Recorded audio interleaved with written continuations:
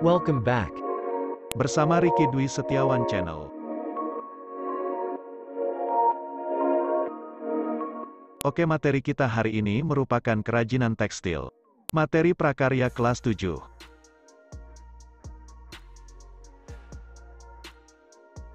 Kerajinan tekstil merupakan karya seni atau kerajinan yang dibuat atau memakai tekstil sebagai bahan utama. Tekstil adalah bahan yang berasal dari serat yang diolah menjadi benang atau kain sebagai bahan untuk pembuatan busana dan berbagai produk kerajinan lainnya.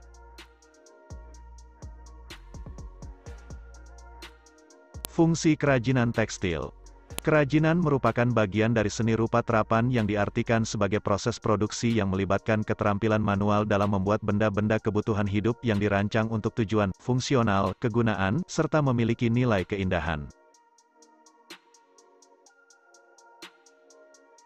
Yang pertama, fungsi hias. Kerajinan yang dibuat semata-mata sebagai hiasan pada suatu benda atau sebagai pajangan suatu ruang dan tidak memiliki makna tertentu selain menghias. Contohnya hiasan dinding.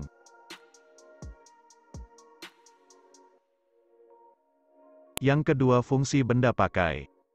Kerajinan yang dibuat berdasarkan tujuan untuk digunakan sebagai kebutuhan sehari-hari. Contohnya busana, tas, dan aksesoris. Yang ketiga, fungsi kelengkapan spiritual. Kerajinan yang mengandung simbol-simbol tertentu dan berfungsi sebagai benda magis berkaitan dengan kepercayaan dan spiritual.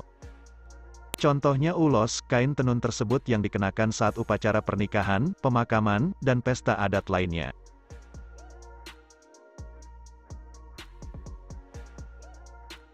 Yang keempat, fungsi simbolik. Kerajinan tekstil tradisional selain sebagai hiasan juga berfungsi melambangkan hal tertentu yang berhubungan dengan nilai spiritual.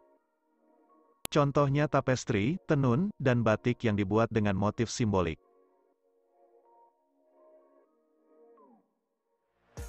Selain itu, kerajinan tekstil yang bertujuan sebagai fungsi hias dan fungsi pakai sama-sama memiliki nilai ekonomis. Kerajinan itu sendiri dapat menambah nilai jual suatu produk. Di bawah ini ditampilkan gambaran produk kerajinan tekstil yang membedakan antara kerajinan fungsi penghias dan kerajinan fungsi benda pakai. Berikut contohnya adalah sapu tangan. Pada gambar pertama, sapu tangan yang dominan fungsi pakai. Pada gambar kedua, sapu tangan dengan tambahan unsur ornamen, tetap masih dapat digunakan sebagai lap wajah. Pada gambar ketiga, sapu tangan yang syarat dengan unsur estetik, tidak untuk digunakan, kecuali hanya sebagai hiasan.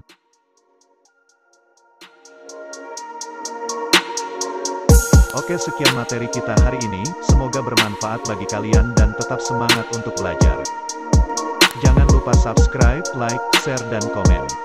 Terima kasih.